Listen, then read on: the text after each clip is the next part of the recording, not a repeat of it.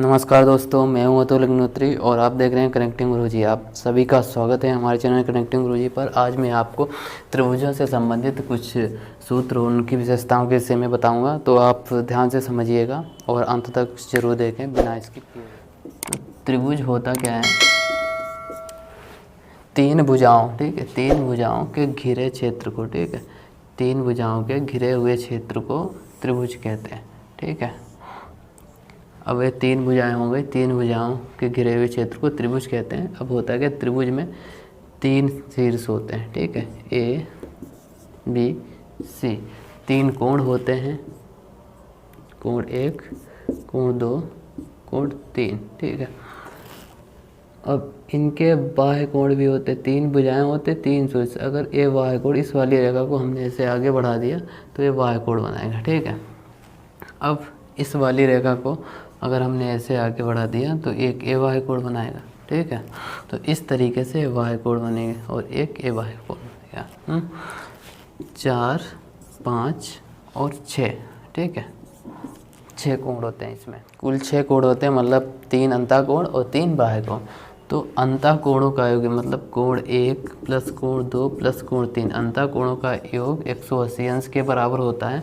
और बाह्य कोणों का योग जितने भी ये बाहरी कोण है, ठीक है, तो कोण 4 प्लस कोण 5 ये वाला कोण, ठीक है, 5 कोण ऐसे जो बन रहा है, कोण 5 प्लस ये वाला कोण जो ऐसे बन रहा है, इन सभी कोणों का योग, ठीक है, इन सभी कोणों का योग 360 अंश होता है, ठीक है। तो अंतःकोणों का योग, अंतःकोणों का योग 180 और बाह्य कोणों का योग 360 अंश होता है, ठीक है। बस इतना याद करना है बीच में। त्रिभुज की दो भुजाएं, ठीक है। अब मान के चलो केवल ये त्रिभुज है, इन अंतःकोणों की बात हम रखेंगे, केवल बाह्य कोण को छोड़ देते हैं, ठीक है। तो त्रिभुज में, ठीक है, दो भुजाओं का योग, एक भुजा ले ली, एक भुजा, तो इन दो भुजाओं का योग सदैव है ना तीसरी भुजा से बड़ा होता है, ठीक है। त्रिभुज की दो भुजाओं का योग सदैव तीसरी भुजा से बड़ा होगा और त्रिभुज की दो भुजाओं का अंतर सदैव तीसरी भुजाओं से छोटा होगा, तीसरी भुजा से छोटा होगा, ठीक है। दो भुजाओं का योग, ठीक है, दो भुजाओं का योग क्या होगा? तीसरी भुजा से बड़ा होगा, ठीक है। और दो भुजाओं का अंतर तीसरी भुजा से छोटा होगा, ठीक है।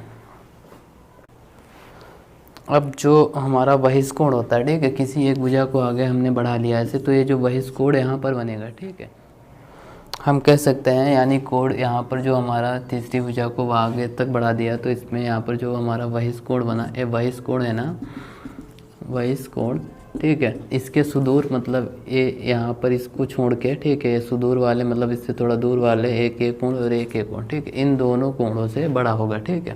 कहने का मतलब कोण ए सी डी, ठीक है, जो हमारा कोण ए सी डी है, ठीक है, वो बड़ा होगा किस वाले कोण से? इस वाले कोण से भी बड़ा होगा और इस वाले कोण से भी बड़ा। तो किससे बड़ा होगा? कोण बी ए सी, कोण बी ए सी एंड कोण सी बी ए, यानी ए बी सी, कोण ए बी सी, इन दोनों कोणों से हमारा कोण सी, यानी कोण सी कौन सा?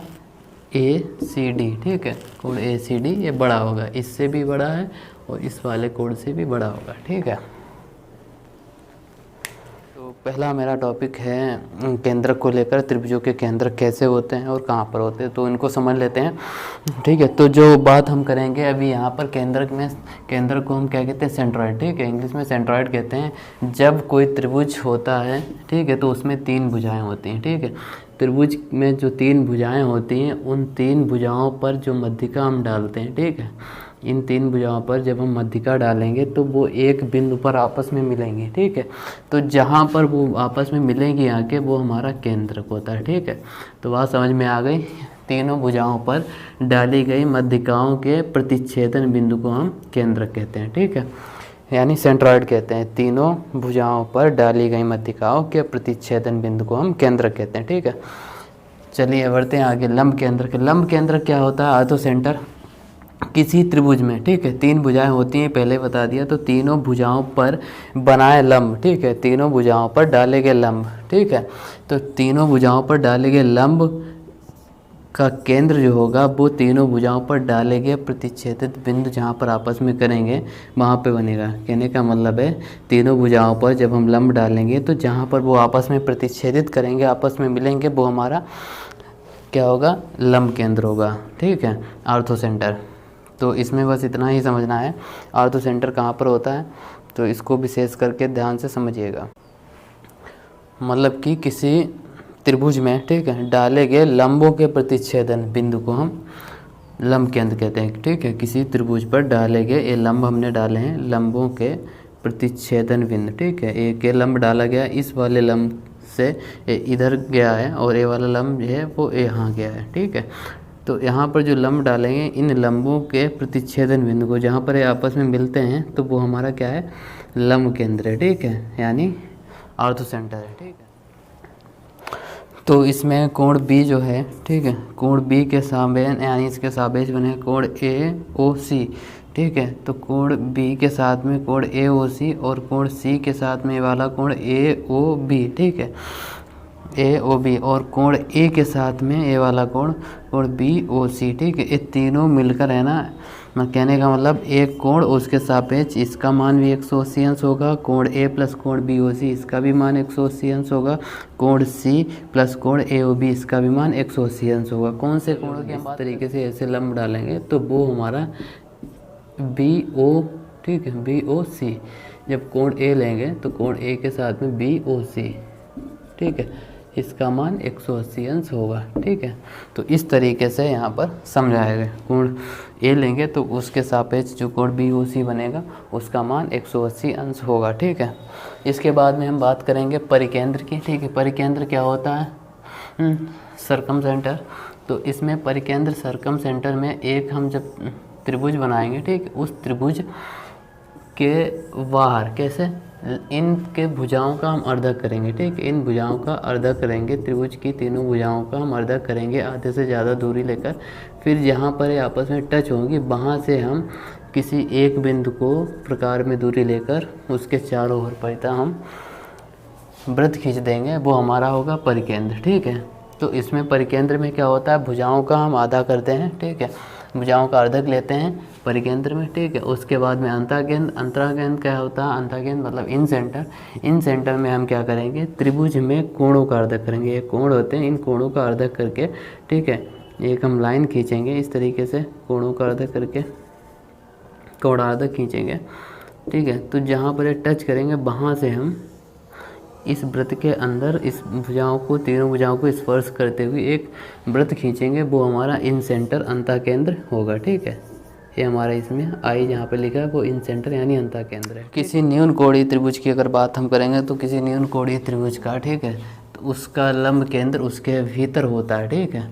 तो उसका लंब केंद्र उसके भीतर होता है, ठीक है, न्यून कोणीय त्रिभुज में। और अगर हम बात करेंगे किसी समकोण त्रिभुज की, ठीक है, तो समकोण त्रिभुज में उसका लंब केंद्र उसके समकोण पर होता है, ठीक है, उसका लंब केंद्र उसके समकोण पर होता है। कहने का मतलब यहाँ पर इसका लंब केंद्र होता है समकोण पर, ठीक है। किसी अधिक कोणीय त्रिभुज की अगर बात की जाए, ठीक है, तो अधिक कोणीय त्रिभुज में क्या होता है, एक कोण अधिक होता है, ठीक है, इस तरीके से। तो अधिक कोणीय त्रिभुज में,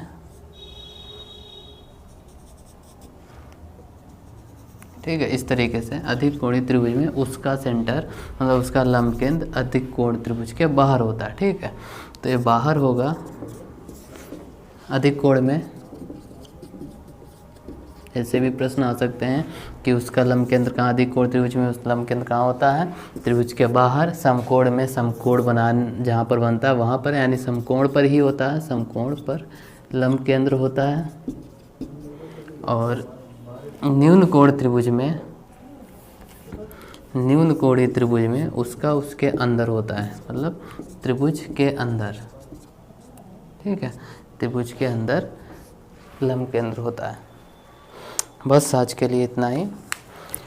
आगे देखते रहिए। इससे कुछ संबंधित प्रश्न मैं उसके विषय में विस्तार से चर्चा करूँगा और बात करूँगा कि इसके सवालों को हम कैसे हल करेंगे। ठीक है, फिलहाल आज के लिए इतना ही। जुड़े रहिए कनेक्टिंग गुरुजी के साथ में, और आज के लिए इतना ही। जय हिंद।